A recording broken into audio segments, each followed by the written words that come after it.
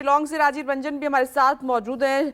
राजीव, कितने दिन हो गए हैं राज्यसभा लोकसभा बजट सेशन का जो फर्स्ट हाफ है वो भी खत्म हो गया है। हिंडनबर्ग की रिपोर्ट आने के बाद ये मुद्दा लगातार गूंज रहा है जिसमें पक्ष और विपक्ष आमने सामने हैं। मेरा सवाल ये है कि क्या 24 का एजेंडा तय हो चुका है? राहुल गांधी और प्रधानमंत्री नरेंद्र मोदी के बयान से 24 में एक तरफ पीएम और एक तरफ राहुल होंगे क्या?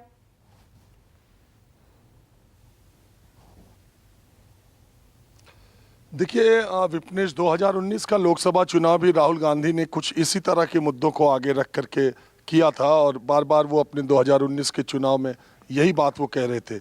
2024 के पहले 2023 में हिंडनबर्ग की रिपोर्ट ने एक उनको बोलने का एक हथियार, एक मौका, और ख़ास करके अडानी ग्रुप का शेयर्स जिस हिसाब से हिंडनबर्ग की रिपोर्ट के असर से उसका नुकसान हुआ, तो ये एक मौका विपक्ष को मिला जिसमें वो प्रधानमंत्री को उस लपेटे में लेना चाहते हैं कि उस खास बिजनेस ग्रुप का फ़ायदा पिछले 8 सालों में लिया है। बहुत सारे तथ्य विपक्ष ने रखे हैं, वो सब बातें एक तरफ है, लेकिन मौजूदा जो बात है कि राहुल गांधी को उनको विशेषाधिकार का नोटिस मिला है और 15 फरवरी यानी कल तक उन्हें जवाब देना है।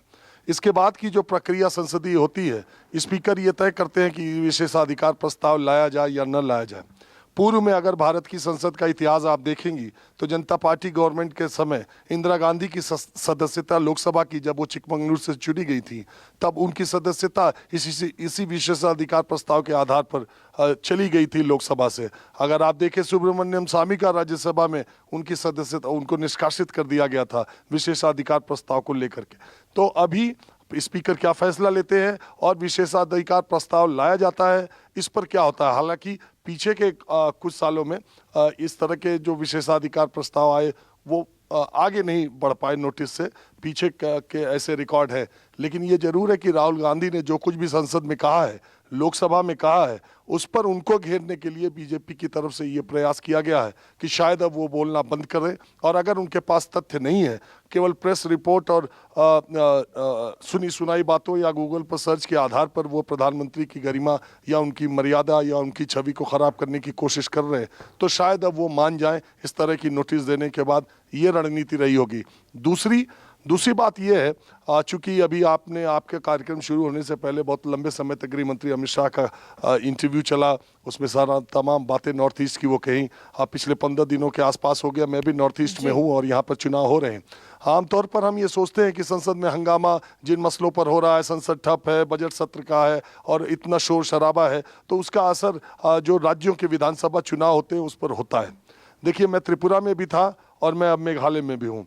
त्रिपुरा के चुनाव में कहीं हिंडनबर्ग की रिपोर्ट का जिक्र आया हो, ऐसा नहीं है, और वो कहीं से प्रभावित करता हो या किसी भी नेता ने अपनी चुनावी जनसभा में उस शेयर मार्केट के उछाल और गिरावट की बात कही हो, ऐसा नहीं है। यहाँ ज़्यादातर लोग यहाँ के स्थानीय मुद्दों पर, अपनी अपनी बातों पर, महंगाई पर, बेरोजगारी पर, समस्याओं पर, 5 साल के काम का अपना गिना करके भारतीय जनता पार्टी त्रिपुरा में अपनी उपलब्धियों का बखान करके उनकी कमियों को उजागर करके विपक्ष चुनाव लड़ रहा है। वहाँ पर एक तीसरी पार्टी भी चुनाव लड़ रही है जो अपनी स्थानीय बातें करती है। ऐसे ही अगर आप मेघालय में देखें तो हिंडनबर्ग की रिपोर्ट, संसद का हंगामा, हिमालय में भी, मेघालय में भी कोई बहुत ज़्यादा चर्चा का विषय नहीं है। यहाँ पर तो और भी ज़्यादा दिलचस्प चुनाव है कि भारतीय जनता पार्टी, यहाँ की एनपीपी जो रूलिंग पार्टी है उसके साथ सरकार में थी, इसके बावजूद भारतीय जनता पार्टी यहाँ कोई चुनाव पूर्व गठबंधन न करके सारी सीटों पर चुनाव लड़ रही है। तो इन 3 राज्यों के चुनाव, खास करके इन 3 राज्यों में, मेघालय और नागालैंड में तो भारतीय जनता पार्टी का कोई बहुत ज्यादा स्टेक नहीं है, लेकिन त्रिपुरा जीत करके उसने, आपको याद होगा 2018 की जीत जब त्रिपुरा की मिली थी, उसने 2019 के लोकसभा चुनाव का प्रधानमंत्री बनने का नरेंद्र मोदी का रास्ता बहुत हद तक साफ कर दिया था, क्योंकि पूर्वोत्तर में भारतीय जनता पार्टी को ऐसी प्रचंड जीत मिली थी। ठीक उसी तरह इस बार त्रिपुरा का इलेक्शन बहुत इंपॉर्टेंट होगा कि वहाँ से क्या संदेश आता है, और उसके बाद कर्नाटक के चुनाव होंगे और उसके बाद जो हिंदी पट्टी के चुनाव होंगे, तब समझ में आएगा कि राहुल गांधी जो 2019 में बातें कर रहे थे वो जब 2023 में कर रहे हैं तो उसको जनता ने कितना सीरियसली लिया है। क्योंकि भारतीय पार्टी और प्रधानमंत्री नरेंद्र मोदी बार बार जनता में की अदालत में जाने की बात करते रहते हैं। तो मुझे लगता है कि 15 फरवरी को उनको जवाब देना है।